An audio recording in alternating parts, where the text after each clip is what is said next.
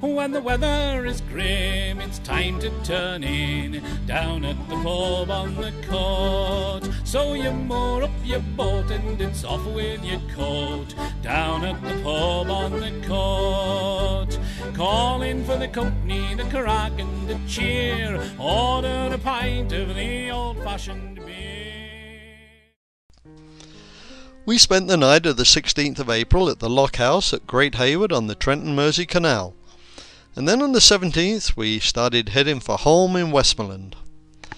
On the way we decided to check out hire companies on the Lancaster Canal, and we made a detour to Arlen Narrowboats at Tolkeith Brow in Preston. Then we made a spur-of-the-moment decision and hired narrowboat Heron for 8 days for £500. Heron was a 40-foot cruiser-style narrowboat. The shell was built by David Piper, and the fit-out was by the previous owners of Arlen. It was not the quality of Ursula, but it had a solid fuel stove and was nice and cosy. We picked up a few groceries at the nearby Preston docks, had a pint at the dockside pub, and then returned to the boatyard. By 3:30 we were on our way. The journey out of Preston was not very exciting. Fair amount of trash and uninspiring backyards. However, in next to no time we were in agricultural countryside. After an enjoyable afternoon-evening cruise, we moored up around 7 o'clock on top of the triple-arched Hollerforth Aqueduct. John Rennie was the surveyor and engineer of the Lancaster Canal. The Preston to Tuit Field part was opened in 1799 and the northern stretches to Kendal in 1826. We cruised up to Garstan on Sunday morning. The weather was perfect. We had a lunchtime pint at the old Tithe barn. There was a silly duck who built a nest on the roof. And it looks like the ducklings are going to have to learn to fly before they can swim. Anyway, after a pint we walked around the small town. It's an interesting place to visit. Then we cruised up to Cowgate in the afternoon and moored up in open country. We decided to do the Glasson branch on Monday morning. There are 6 double-wide locks on the 2 3/4 mile long branch, and the locks are all within the first mile. And here I am making the turn onto the branch. The top paddle gear on the locks all had anti-vandal locks. Pat took Heron into the lock while I did the manual labour.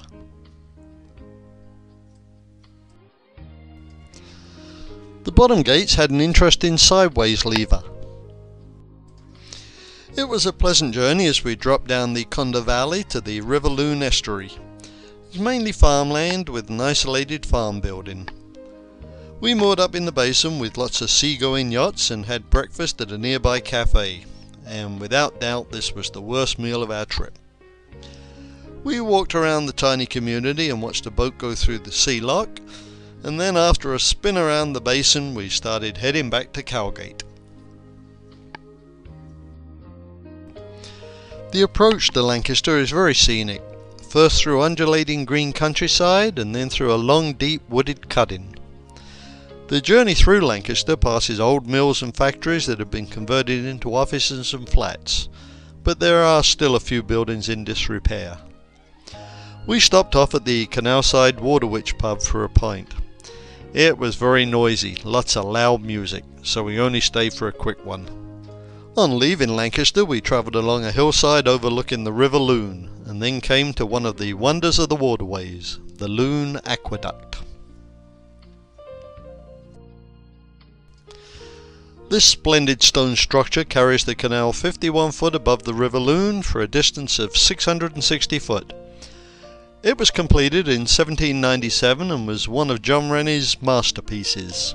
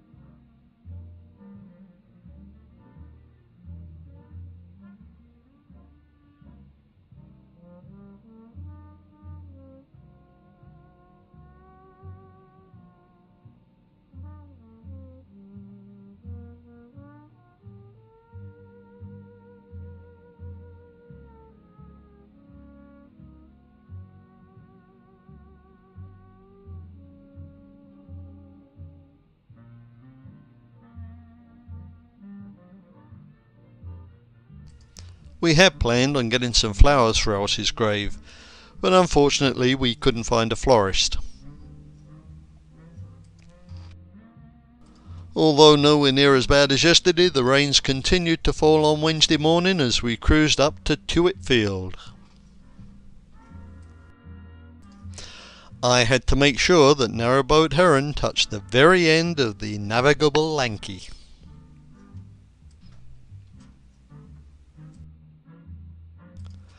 The northern end of the canal from Tuit Field to Kendal was closed in 1968 as a result of the M5 motorway. I had thought about walking the towpath up to home. It's about an 8-mile round trip. But the rain kept falling, so I just strolled up to the dismantled docks. I thought they were a sorry sight, with their gates missing and being isolated from their canal. Anyway, it was now time to start our return journey down the Lanky. About 1 mile from the terminus is a short branch to the worked out Weber limestone quarry. It's known as the Carpenray Canal Arm, or more affectionately as Lover's Creek. I guess it's all of 100 yards long, and as we have plenty of time, we decided to cruise its entire length. The sun came out just as we were going along Hess Bank, so we had a nice view of the bay. There was plenty of bird life on the canal, and it was especially nice to see them at this time of year. By the way, did you notice the nest in front of the swan with the eggs in it? Weather-wise, it was a changeable day, and by mid-afternoon it had turned nasty. We quit around 4 o'clock and moored up in Deep Cudding, or as it's sometimes called, Burrows Heights. I really expected Pat's Kingfisher to pop by and join us for dinner, but he didn't show up.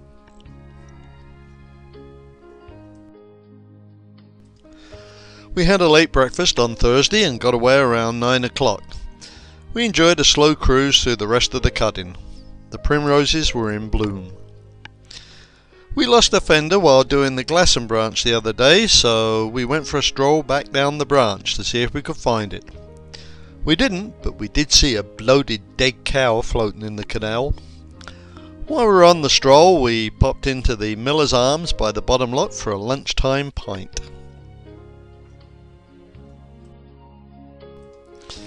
We stopped at Fortin to check out Water Babies. That's the other hire company on the Lanky. Their boats were also Piper shells, but newer and fitted out to a higher standard. Their prices were a little higher than Arlen, but I have to say that we were very satisfied with Narrowboat Heron and its cosy stove. On our way to Garstan, we were attacked by this swan.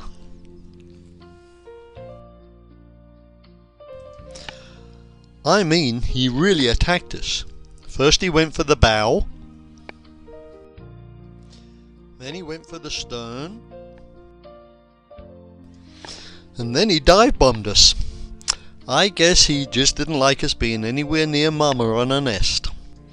Anyway, we survived the ordeal and moored up overnight outside the old Tithe barn.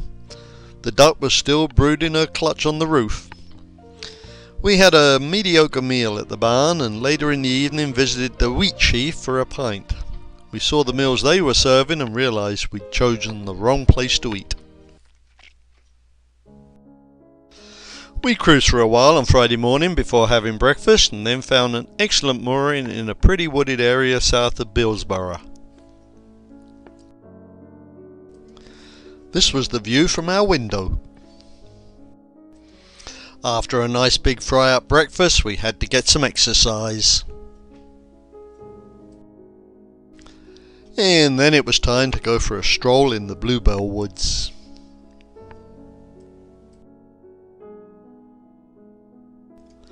After our nature walk, we cruised down to Old Nell's Tavern in Billsborough for lunch. The food was reasonable. The tavern and shops are imitations of a little farming village, and it was done quite nicely. We moored up for our last night above Woodplumpton Aqueduct. On Saturday morning we packed up our gear and headed for Preston. We stopped off at the Hand and Dagger in Catford for a lunchtime pint, and then cruised to the very end of the Lanky and got good and truly stuck on all the garbage in the canal terminus. These neighbours kindly helped us bowhaul Heron through the crud.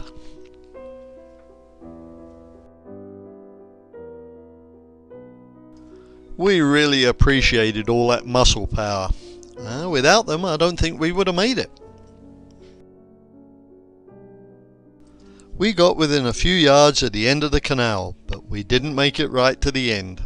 Maybe next time.